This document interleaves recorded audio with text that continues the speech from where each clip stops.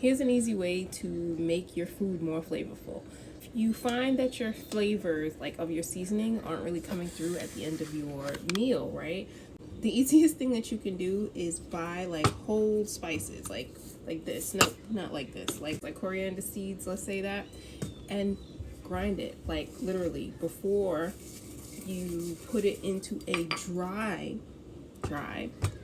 skillet, or in this case I'm putting it right onto my Instant Pot to try to kind of dry roast the seasonings. So in here I have coriander seeds. This is my favorite thyme, right? Thyme, the spice from the company Burlap and Barrel. They make very, very, very good spices. They're like single origin, whatever it is, not necessary. But if you got spices from your grocery store, right?